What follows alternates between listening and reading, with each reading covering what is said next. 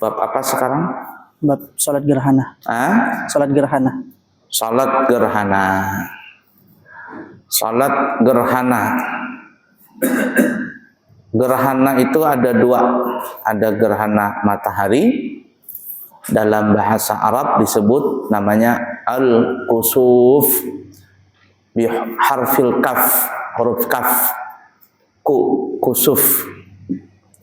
Sedangkan gerhana yang kedua disebut namanya gerhana bulan, yaitu namanya bil kha, khusuf. Khusuf. Nah, itu disebut gerhana bulan. Tapi kalau digabungkan antara gerhana matahari dan bulan, maka disebut namanya kusufain. Diambil huruf kaf, kusufain, artinya gerhana matahari dan gerhana bulan. Ya, diambil gerhana yang besar, yaitu matahari, karena matahari kan lebih besar daripada bulan, maka disebut al-kusufain. Kusufain maksudnya adalah gerhana matahari, gerhana bulan. Nah, juga disebut seperti lain ya, maghrib dan isya umpama. Kalau maghrib kan salat maghrib, isya disebut isya. Tapi kalau disebut isya'ain, kalau ada dua kali isya, maksudnya maksud isya'ain itu artinya maghrib dan isya. Kenapa? Karena waktu isya itu lebih panjang daripada waktu maghrib, maka disebut isya'ain. Ya, bainal isya'ain, katanya di antara dua isya. Karena waktu isya lebih panjang, maka maghribnya dihilangkan, diganti isya. Karena isya waktu lebih panjang. Sama juga seperti ini, seperti gerhana matahari, gerhana bulan. Kalau gerhana matahari tadi kusuf bil kaf, sedangkan gerhana bulan disebut namanya khusufain bil kha. Tapi ketika digabungkan keduanya disebut kusufain, maksudnya matahari, gerhana matahari dan gerhana bulan. Baiklah ya, sebelum kita lanjut perlu diperhatikan gerhana, maksudnya salat gerhana matahari dan gerhana bulan ini termasuk adalah salat sunnah. Termasuk salat sunnah. Dan salat sunnahnya ini dianjurkan berjamaah. Dan berjamaahnya dianjurkan pakai khutbah. Ya, menggunakan khutbah. Dia seperti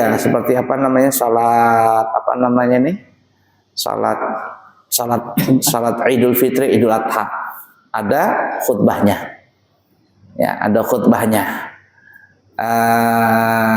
Tapi kalau tidak pakai khutbah juga nggak apa-apa, atau tidak berjamaah juga nggak apa-apa. Seperti halnya orang salat Idul Fitri atau Idul Adha, afdalnya adalah seperti yang kita bahas kemarin, salatnya berjamaah dan berkhutbah, berjamaah dan ada khutbahnya, dan khutbahnya 2 kali. Tapi kalau tidak mau berkhutbah, boleh juga, nggak apa-apa, artinya sah saja. Atau tidak mau berjamaah salat idnya, sendirian aja di rumah, umpama perempuan mau salat id di rumah juga boleh, nggak ada masalah. Nah, cuman ya tadi, kalau bisa yang afdalnya berjamaah dan mendengarkan khutbah, seperti halnya salat gerhana yang kita akan bahas ini. Kemudian salat gerhana ini termasuk adalah salat sunnah as-sababul mutaqarrin. Kita pernah bahas di sini bahwa salat sunnah itu secara garis umum terbagi menjadi 3 bahagian. Yang pertama, salat sunnah yang berkaitan dengan waktu. Salat sunnah yang berkaitan dengan waktu. Artinya kalau kita salat sunnah mesti di waktunya. Kalau kita tidak di waktunya, alias sudah waktunya selesai, maka hilanglah waktu salat sunnah itu. Tetapi kata ulama masih boleh diqadha. Nah, salat sunnah yang berkaitan dengan waktu ini itu terbagi lagi. Ada salat sunnah yang berkaitan dengan waktu yang kita bisa menemuinya setiap hari. Seperti salat sunnah rawatib, qobliyah, ba'diyah. Seperti salat sunnah tahajud, salat sunnah witir, salat sunnah duha. Ini adalah salat sunnah yang berkaitan dengan waktu yang kita bisa menemuinya sehari, setiap hari ya, sehari sekali maksudnya. Nah, mudah dipaham kira-kira? Nah, kemudian salat sunnah yang berkaitan dengan waktu yang kita bisa menemuinya seminggu sekali. Itu seperti qobliyah ba'diyah Jumat. Qobliyah ba'diyah Jumat. Kemudian yang ketiga adalah salat sunnah yang berkaitan dengan waktu yang kita bisa menemuinya setahun sekali, sebulan sekali nggak ada. Langsung loncat setahun sekali. Apa contohnya? Nah, entar lagi nih. Salat tarawih. Salat Idul Fitri, Idul Adha. Ini adalah salat-salat sunnah yang kita bisa menemuinya setahun sekali. Nah, itu ya. Itu kelompok pertama, salat sunnah yang berkaitan dengan waktu. Kemudian kelompok yang kedua, salat sunnah yang berkaitan dengan sebab. Artinya tidak ada waktunya. Kapanpun terjadinya sebab, kapanpun adanya sebab, maka salat sunnah itu ada. Tidak tergantung dengan siang, nggak tergantung dengan malam, nggak tergantung dengan setiap hari atau seminggu sekali, sebulan sekali, setahun sekali, tidak menentu waktunya, tidak menentu tidak ada waktunya.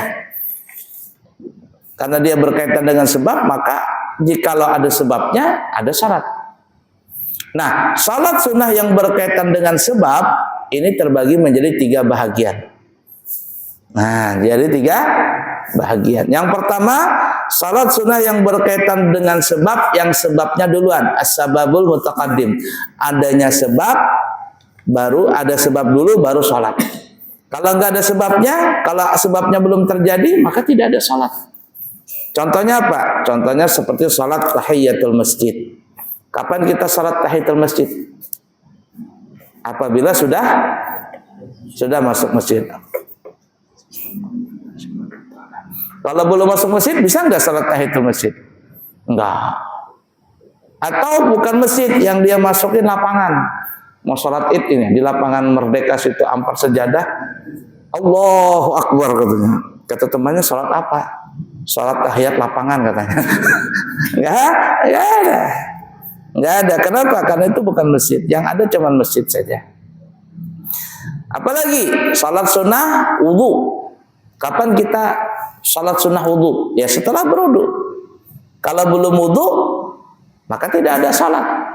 Atau wudunya sudah batal, berwudu tadi.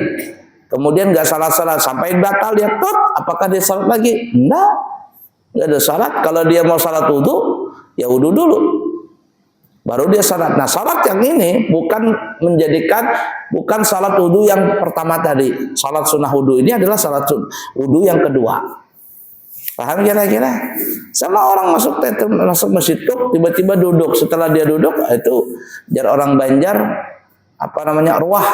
Orang zaman sekarang tuh kalau ibarat obat tuh expire sudah. Kalau sudah lama duduk di masjid, aku lupa salat tahiyatul masjid. Apakah salat tahiyatul masjid lagi? Enggak. Sudah expire sudah. Lalu gimana? Ya kalau mau salat tahiyatul masjid, keluar dulu, ya buludah kah, apa begitu, bekami kah, apa ada terserah. Masuk lagi baru salat tahiyatul masjid. Nah, salat tahiyatul masjid ini adalah salat tahiyatul masjid yang dilakukan untuk masuk yang kedua ini. Bukan salat tahiyatul masjid yang dilakukan untuk yang masuk pertama tadi. Oh enggak. Yang pertama sudah hilang. Paham kira-kira? Nah, ini salat sunnah yang berkaitan dengan sebab. Sebab dulu baru ada salat. Kalau belum ada sebabnya enggak ada salat. As-shalah as-sababul mutaqaddim. Yang kedua, ini yang kita bahas nih. As-shalah as-sababul mutaqarin. Salat sunnah yang bersamaan dengan terjadinya sebab. Artinya, salat ini bisa dikerjakan apabila sudah dimulainya sebab. Sampai kapan berakhirnya salat itu? Sampai habisnya sebab. Kalau sebabnya sudah habis, maka sholatnya nggak ada. Jadi di waktunya itu aja, pada saat terjadinya sebab itu. Ya, ini sebab yang disebut as-sababul mutaqarib, salat yang bersamaan dengan terjadinya sebab. Nah, apa itu? Itu ada dua. Ini yang kita sebut salat kusufain, gerhana matahari dan gerhana bulan. Jadi kapan kita salat gerhana? Kalau ada gerhana. Kalau nggak ada gerhana, Pak, ya nggak ada sholat. Kalau sebelum terjadi gerhana, nggak ada sholat. Gerhananya sudah habis, nggak ada juga sholat. Nggak bisa dikodok-kodok. Kalau sudah hilang, ya sudah, nggak bisa dikodok. Dan untungnya, nanti kita akan sebutkan di bawah, sholat gerhana ini bisa dianggap sah apabila kita melakukan takbiratul ihram pada saat terjadinya gerhana. Gerhananya umpama cuma 1 menit, umpamanya cuma 1 menit. Kita sudah siap-siap ini, wudu apa semuanya. Tiba-tiba terjadi gerhana. Ketika dia terjadi gerhana, begitu kita Allahu Akbar. Artinya pada saat kita takbiratul ihram ini, pada saat terjadinya gerhana. Walaupun setelah kita takbiratul ihram, tiba-tiba gerhananya hilang, salat kita sah. Asalkan pada saat takbiratul ihram terjadi gerhana. Mudah dipaham kira-kira? Kalau sebelum terjadi gerhana belum bisa salat, atau gerhananya sudah habis, maka nggak ada lagi salat dan tidak bisa diqadha-qadha. Lain kalau salat sunnah yang berkaitan dengan waktu yang kita bahas kemarin tuh. Nah, kalau seandainya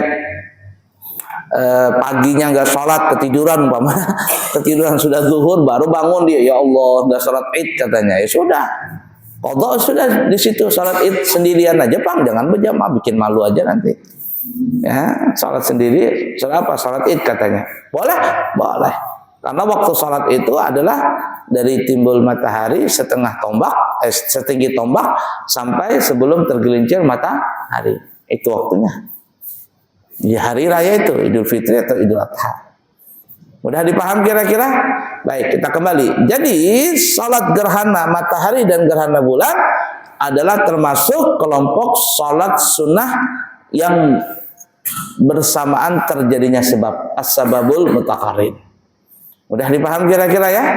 Nah, kata ulama, salat sunnah yang berkaitan dengan sebabnya terdahulu dan salat sunnah yang berkaitan dengan bersamaan terjadinya sebab, ini boleh dikerjakan di waktu kapanpun juga, 24 jam, walaupun di waktu yang dilarang untuk melaksanakan salat sunnah.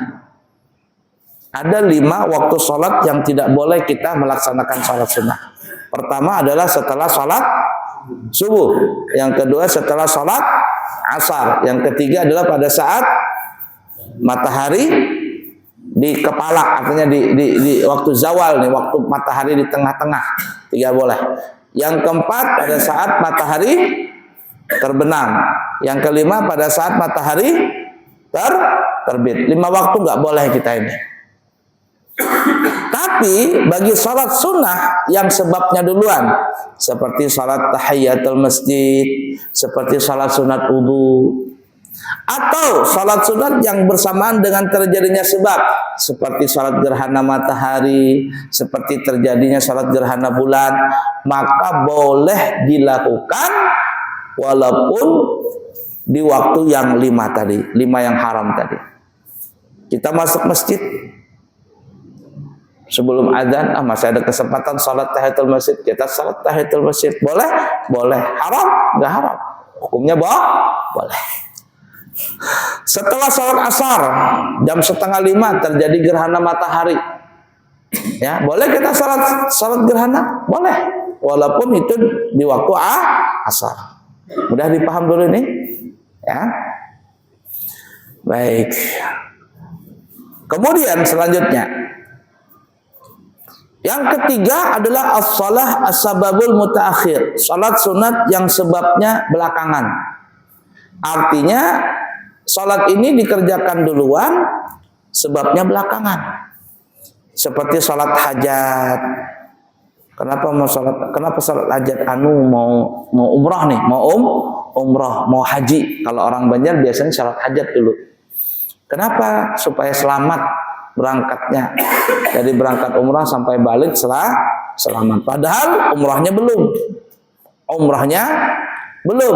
Tapi kenapa sholat duluan? Ya itulah disebut as-shalah as-sababul mutakhir. Nah sholat hajat, apalagi sholat musafir. Maka sholat yang seperti ini tidak boleh dikerjakan di waktu yang 5 tadi. Setelah subuh, setelah asar, pada saat matahari di tengah kepala, pada saat terbenam matahari, pada saat terbit matahari. Tidak boleh dikerjakan salat hajat, salat musafir di waktu yang 5 ini. Mudah dipaham kira-kira? Nah itu tuh. Kalau dia ngerjakan di waktu itu hukumnya haram. Sudah nggak sah, berdosa lagi. Baik, kita kembali. Jadi salat yang kelompok yang kedua secara garis besar adalah tadi sholat yang berkaitan dengan sebab. Kalau yang pertama adalah yang dengan waktu, ya berkaitan dengan waktu itu ada terbagi 3, yang bisa ketemu sehari sekali, yang seminggu sekali, yang kedua, yang ketiga setahun sekali. Yang berkaitan dengan sebab, kedua berkaitan dengan sebab terbagi 3, sebabnya duluan, sebabnya bersamaan dengan sholat, yang terakhir sebabnya belakangan. Nah kemudian secara garis besar yang terakhir salat sunnah yang terakhir adalah as-shalah bila waqat wa bila sabab, yaitu salat sunnah bidunil waqat wa bidunil sebab, salat yang tidak ada kaitan, nggak ada waktunya, nggak ada sebabnya, ya tidak ada kaitannya, nggak ada waktunya, nggak ada sebabnya. Ini contohnya adalah salat mutlak. Salat mutlak. Ada orang kecanduan salat nih ya. Mungkin orang yang kecanduan salat. Sehari semalam itu dia sudah ngerjakan semua salat. Salat 5 waktu sudah, qabliyah ba'diyah sudah, salat duha sudah, salat witir sudah, tobat, hajat, apalagi istikharah, semuanya sudah. Mau salat apa lagi nih ya? Diborong sudah. Makanya dia tiap hari itu dia sudah salat tobat. Orang yang rajin salat tobat dia laksanakan, apalagi hajat dia laksanakan, istikharah dia laksanakan, salat awabid semuanya sudah. Salat apa lagi ya? Kalau nggak salat dia enak nih. Salat mutlak aja katanya. Maka salat mutlak itu boleh dikerjakan. Jadi gimana? Aku salat mutlak, gitu aja. Mau berapa rakaat terserah. Mau 4 rakaat boleh, mau 6 rakaat boleh, 10 rakaat boleh, 30 rakaat boleh, 100 rakaat silahkan kalau mampu. Ini adalah salat mutlak. Nah kata ulama termasuk salat mutlak adalah salat yang dikerjakan sebagian orang kita salat hadiah. Apalagi salat birrul walidain. Salat hadiah, salat birrul walidain. Makanya coba kita lihat dalam kitab Risalah Amaliyah itu. Judulnya adalah salat hadiah. Tapi diajarkan niatnya adalah salat mutlak. Salat hadiah. Tapi niatnya salat mutlak. Aku salat mutlak. Mutlak itu tidak ada kaitan dengan waktu, tidak berkaitan dengan sebab. Nah, mutlak ini juga adalah salat sunnah yang tidak boleh dikerjakan di waktu yang 5 itu. Tidak boleh setelah subuh, setelah asar, pada saat matahari di tengah, pada saat matahari terbenam, dan pada saat matahari terbit. Tidak boleh di waktu yang 5 tadi, salat mutlak. Mudah dipaham dulu nih. Kita ulang-ulangin supaya paham ini, supaya paham. Baik, ada pertanyaan sebelum lanjut? Ya. Salat qadaan itu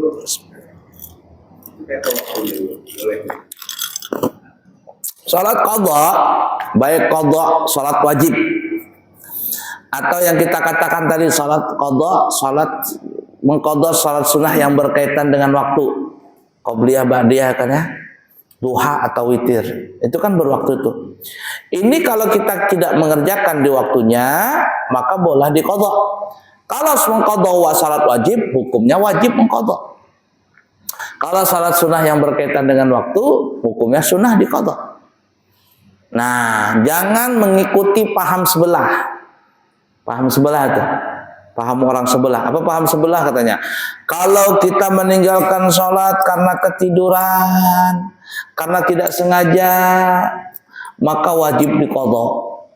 Tapi kalau dulu kita tidak pernah sholat, dulu masih muda, apalagi masa-masa jahiliyah, masa-masa SMA, masa-masa kuliah, nggak sholat, nggak usah diqadha katanya, cukup taubat saja. Oh, tidak bisa.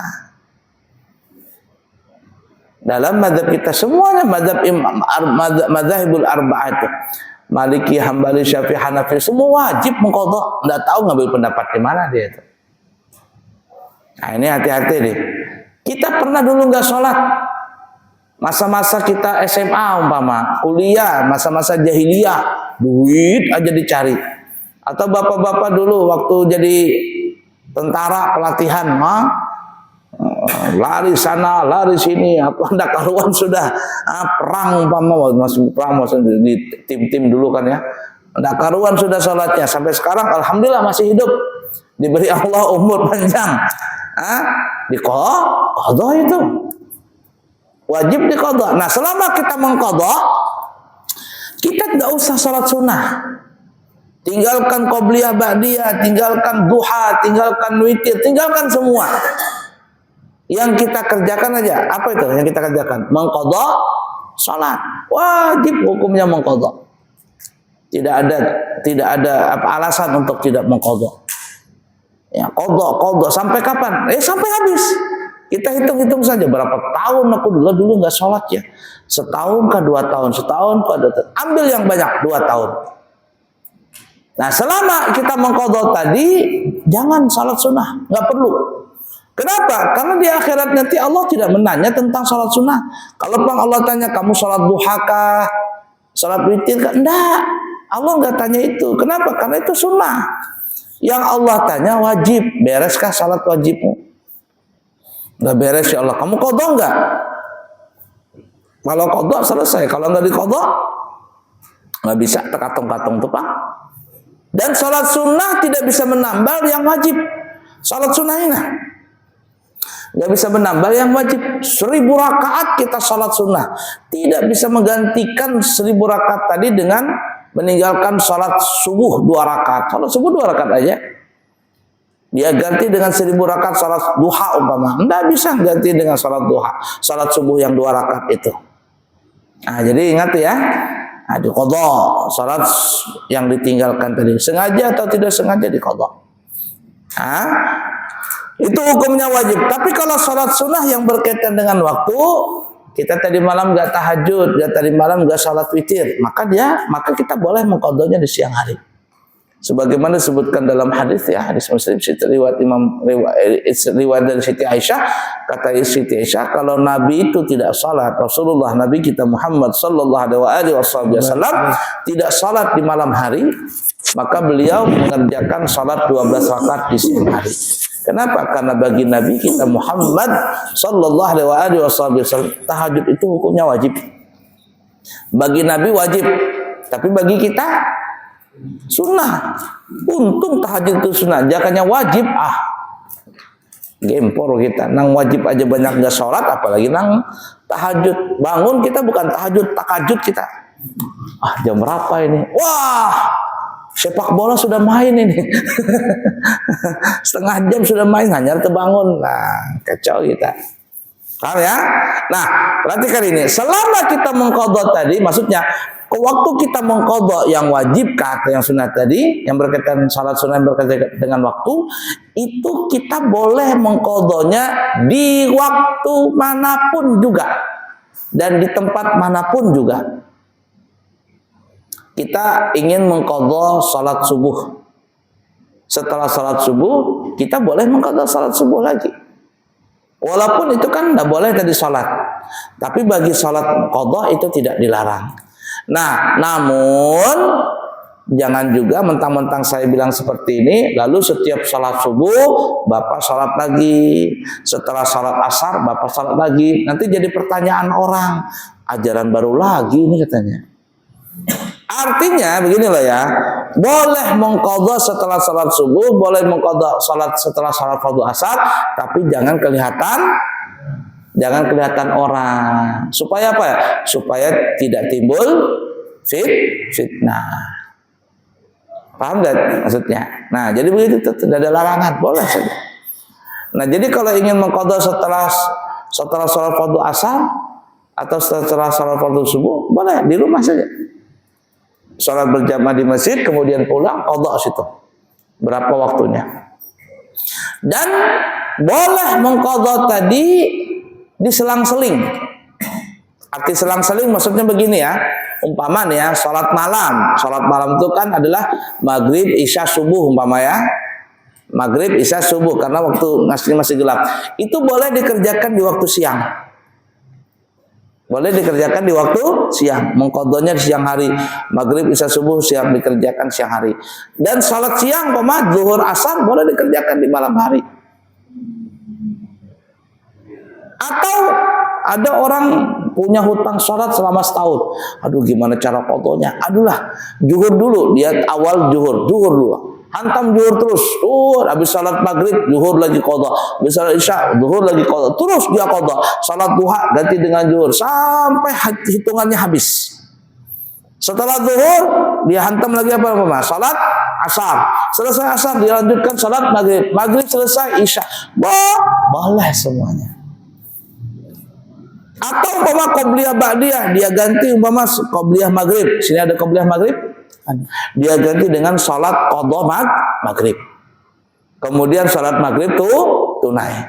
Kemudian ba'diyah maghrib ganti lagi dengan salat fardu maghrib qadha. Salat isya ada qabliyah, dia ganti salat fardu isya qadha. Lalu dia salat fardu isya tunai. Lalu setelah itu ba'diyahnya diganti dengan salat fardu isya qadha. Berapa banyak kita menyelesaikan? Sebanyak-banyaknya sampai selesai. Ya, kita mampu umpama sehari itu salatnya sampai 50 kali. Sudah, hantam terus 50 kali. Makin cepat bayar hutangnya, makin bagus. Kalau kita punya hutang sama makhluk aja wajib bayar, apalagi sama Allah. Wajib bayar. Kan begitu tuh. Wajib bayar. Nah, jadi jangan ngikutin pendapat orang-orang sebelah mengatakan kalau dulu pernah tidak sholat di masa jahiliyah lalu bertobat, lalu dia lalu sekarang tobat, maka tidak perlu diqadhakannya, cukup tobat saja. Oh, tidak bisa.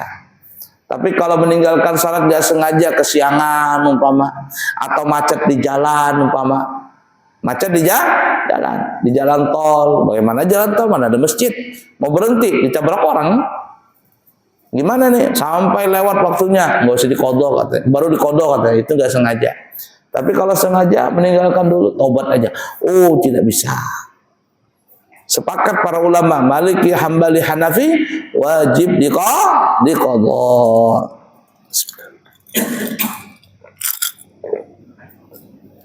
Ada pertanyaan lagi? Mau dilanjut?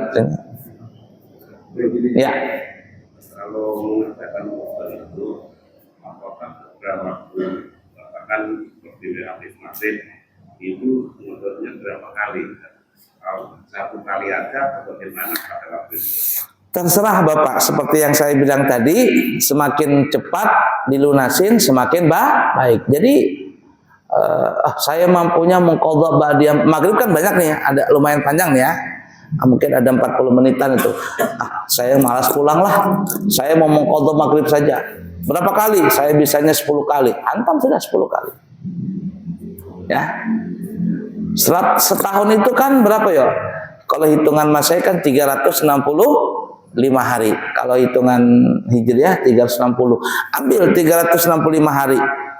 dalam setahun. Saya punya hutang 300 setahun, berarti 365 hari. 365 hari berarti maghribnya 365 kali, isyanya 365 kali, subuhnya 365 kali, zuhur dan asar sama. Itu dicicil dulu. Caranya terserah. Mau maghrib duluan, dudut. Mau isya duluan, dudut. Boleh, atau selang-seling. Kita punya hitungan. Hitung berapa. Oh, alhamdulillah habis. Nah, selama kita mengqadha tadi, mengqadha yang wajib ini, kita tidak perlu salat sunnah.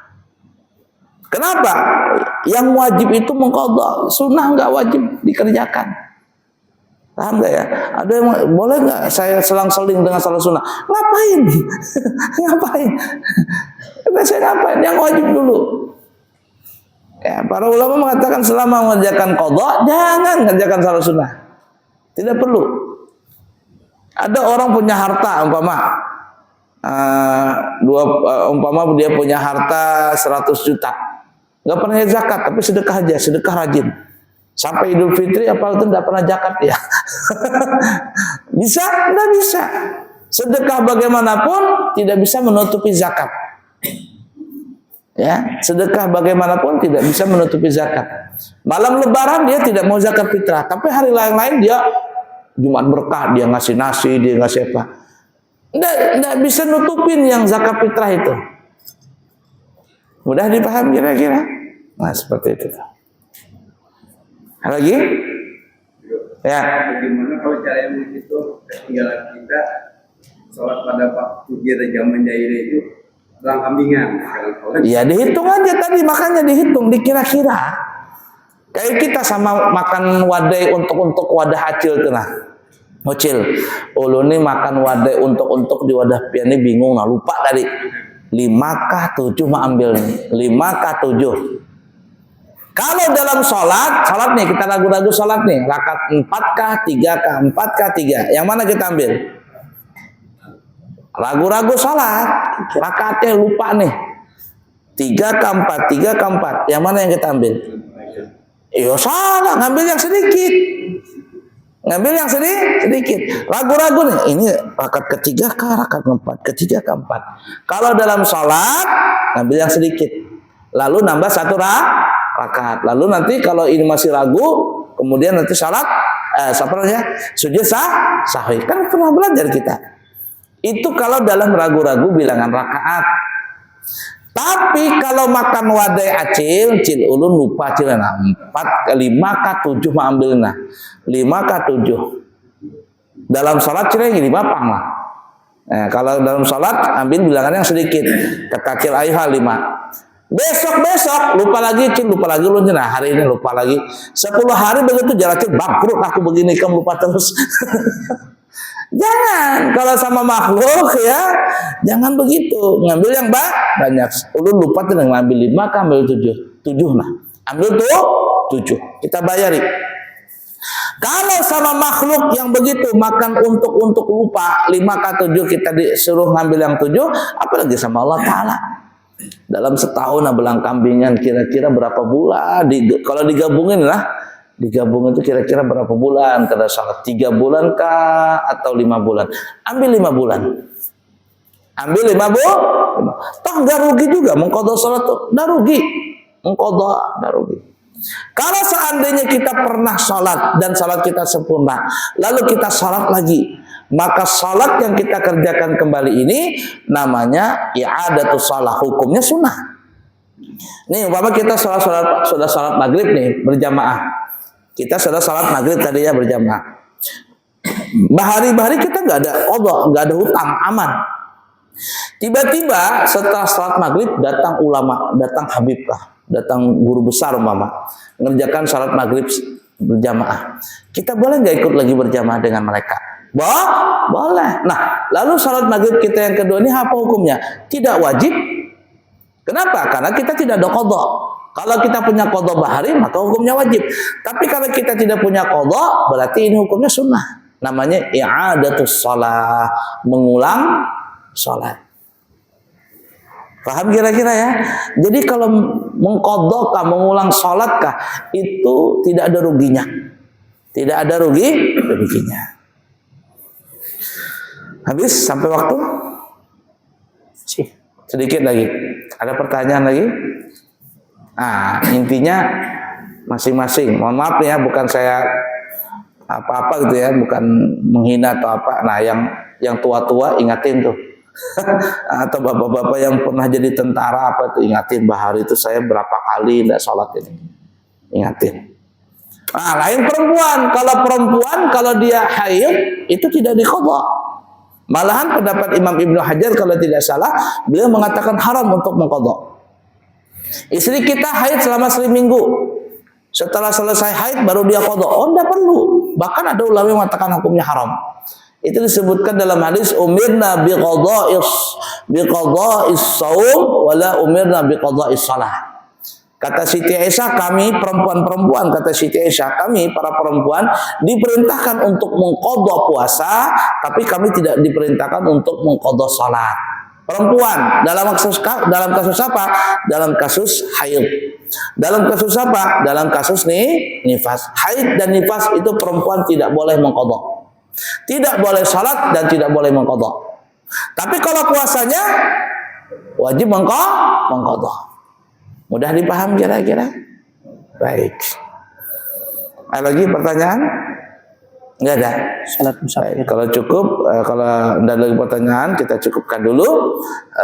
Kalau tidak ada halangan, insya Allah kami pribadi akan berangkat umroh di tanggal 15 Januari. Kalau tidak ada perubahan jadwal, ini lagi padat-padatnya ya, ini tiket nih belum ketemu nih yang kosong nih.